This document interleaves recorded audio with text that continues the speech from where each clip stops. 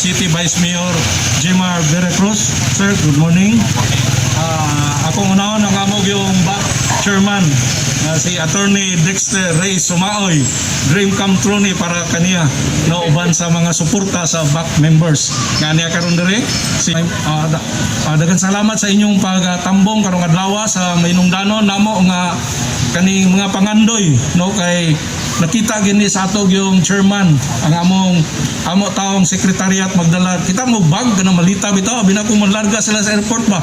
oh dala sila malita padulong dito sa Kabigon Hall. Okay. Amo mga documents ikarga-karga pagin taon nila kay unlock mga wala so mo ni gyud ang pangandoy no nagkayusa gyud suportado po siya kay naapod tay mga planners pod gitabangan po sa among planners Engineer Sato no ang atong kining pagmugna ani gyud nga construction so morning nahitabo gini niya nga napangitaan pong funding base pod sa ato pong pasalamatan gyud ang atong landong mayor inubanan sa atong vice mayor nga diin ang iyang ilag yung suporta nga nasa pandingan gini gyud nga project atong building so sa makausapan daghang salamat sa inyong pagtambong may buntag kanatong tanan. To give us the background of this project, let's all welcome the head of the BAC Secretariat, Engineer Jaime C. Sato. Ako pagtahod o pagyukbo sa itong mabot na mayor, si Monsignor Veracruz, o sa itong gwapo nga BAC chairman, si engineer naman si Attorney Dexter Ray Sumaoy. Dakod akong kalipay karon no kay for how many years I think ikakwanan na ko mag 30 years naman ko 31 years karon tuiga sa City of Iligan government. First na akong una na ako na member sa TWG sa BAC. So dako ako ang nasinati about ning BAC. Then ang among experience una nga muli na ang ato ang opisina gamay kayo. Tuon man kay gamay ra man pud ang staff sa una na less than 10 person ra man ang sa una. Una nga dili kayo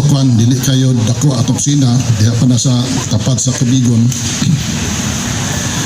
Karon na nabalhin ta sa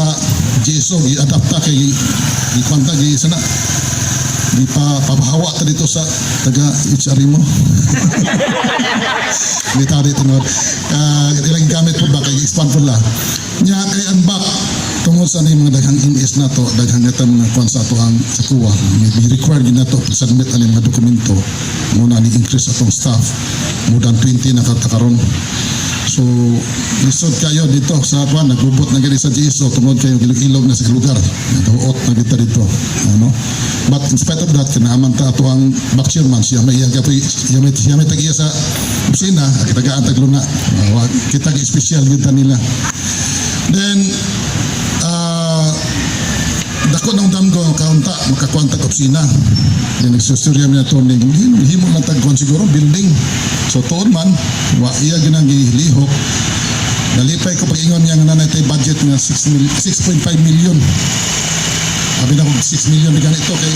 gibaon ako pag human building 6.5 na tayo napalit 800 nga 6 million na ingon niya so mo po itong budget so akong ipasalig na to ni nga primero among ipakuan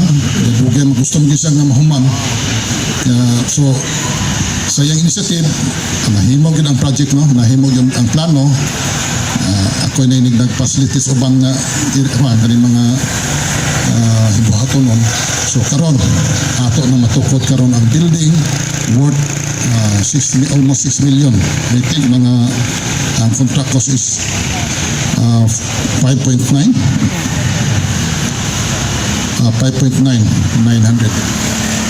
So kani atong building this is a 3-story building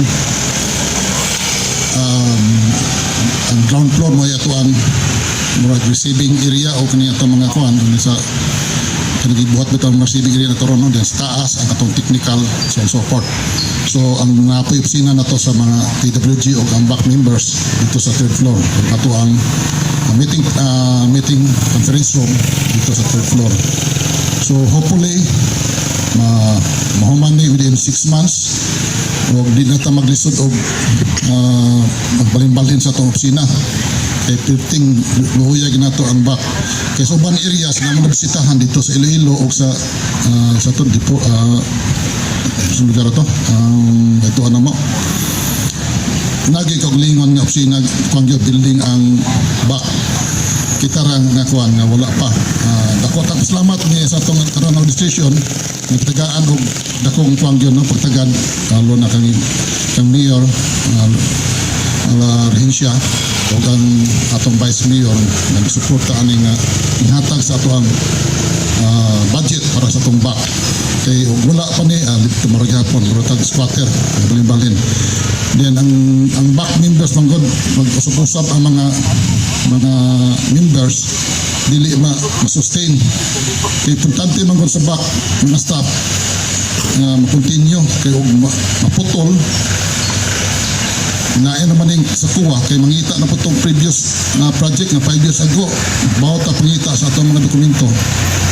ano mo na atong dokumento karon to sa inisi mo sila gibutan sa una diyan ko sa terminal kung gibalin sa inisi gitago so gitaon mo na ano kinahanglan gitag nagitay ato building ang lahat atong mga storage area na to sa atong dokumento so di na ko tason salamat ug may buntag ka na pantanan.